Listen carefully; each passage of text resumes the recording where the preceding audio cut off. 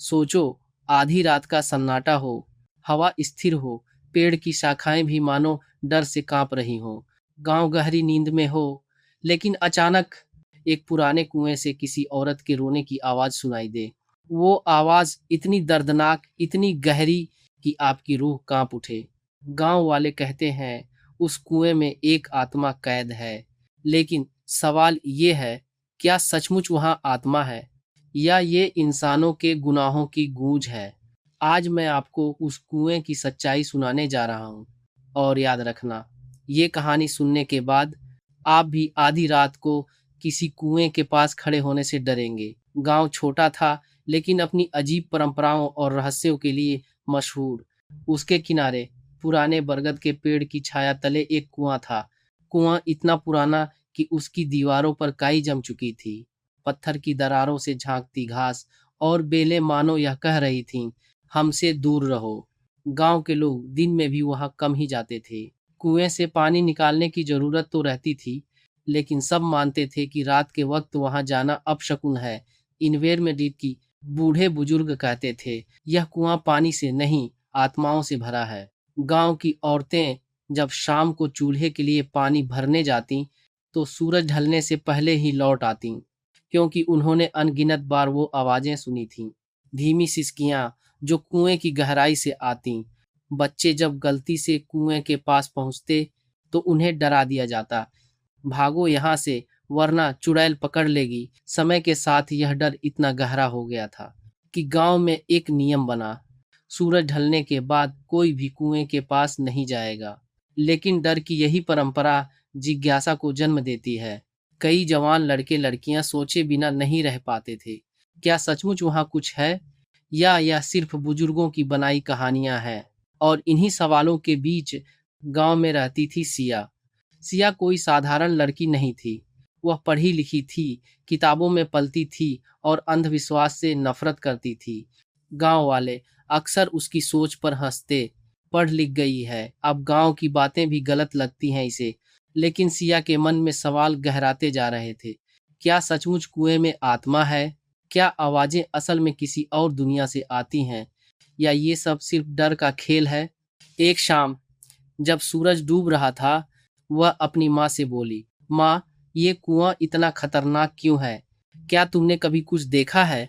उसकी माँ ने तुरंत डांट दिया, ये बातें मत छेड़, जो नहीं देखना चाहिए उसके बारे में पूछना भी पाप है।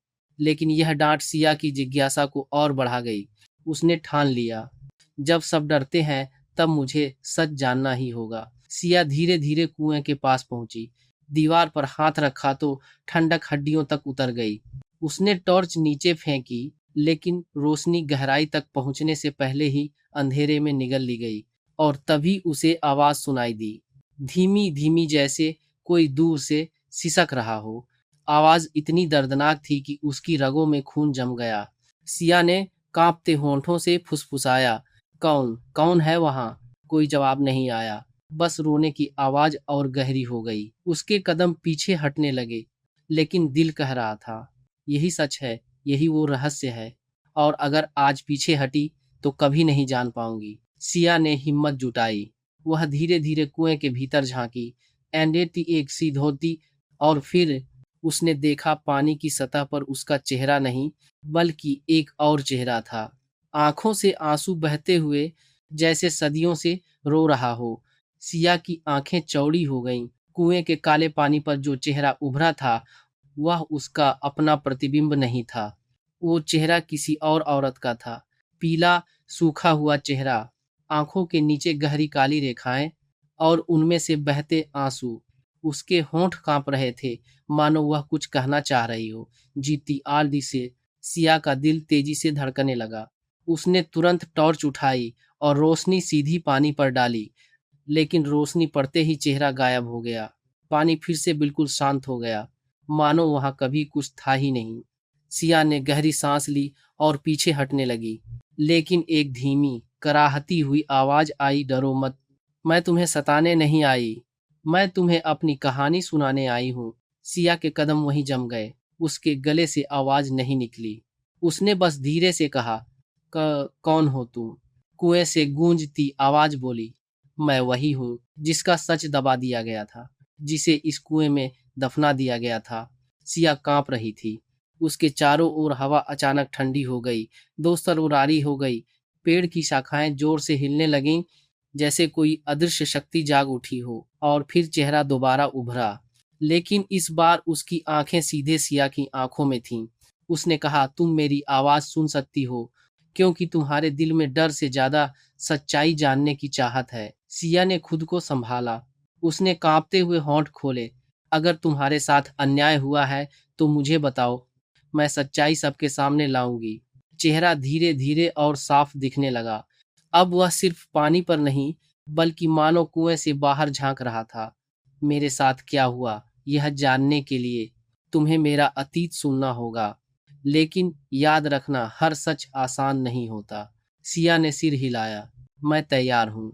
मैं इस गांव की ही थी, सालों पहले, जब लोग सच बोलने से डरते थे, जब औरत की जुबान को पाप समझा जाता था। सिया ध्यान से सुन रही थी। उसके कानों में आवाज गूंज रही थी, मानो कोई बूढ़ी किताब अपने पन्ने खुद पढ़ रही हो। मेरा नाम था अंजना। मैंने इस गांव में आंखें खोलीं। मेरे सपने छोटे थे, बस अपने परिवार के साथ जीना चाहती थी। लेकिन इस गांव की जड़ें, इनमें सच कहने की कोई जगह नहीं थी। यह झूठ ताकतवर था और सच कमजोर। गांव में एक झगड़ा हुआ था। कुछ लोग मिलकर बेगुनाहों को दोषी ठहरा रहे थे। मैंने सच बोलने की कोशिश की। मैंने कहा, गलती उन लोगों की है जो ताकतवर हैं, ना कि उन गरीबों की जिन पर इल्जाम लगाया जा रहा है। मेरी सबसे बड़ी गलती बन गया। पानी की सतह पर लहरें उठीं, जैसे वो दर्द फिर से जिंदा हो गया हो। लोगों ने मुझे झूठी कहा, कहा कि मैं अपशकुनी हूँ। और फिर गांव के चौक में मुझे सबके सामने धक्का देकर इस कुएं में गिरा दिया गया। सिया का दिल कांप उठा। उसने दोनों हाथ अपने मुंह पर रख लिए। उस दिन से मेरी देह तो डूब गई, लेकिन मेरी आत्मा इसी कुएं में कैद रह गई, क्योंकि मेरा सच दबा दिया गया था। लोगों ने मुझे पापी कहा, लेकिन असल पाप उन लोगों ने किया था जो झूठे थे मगर ताकतवर थे। सिया की आंखों से आंसू बह निकले। वह धीरे से बोली, इतनी बड़ी नाइंसाफी और किसी ने कुछ नहीं किया। आवाज आज टूटी हुई थी, लेकिन मजबूत भी।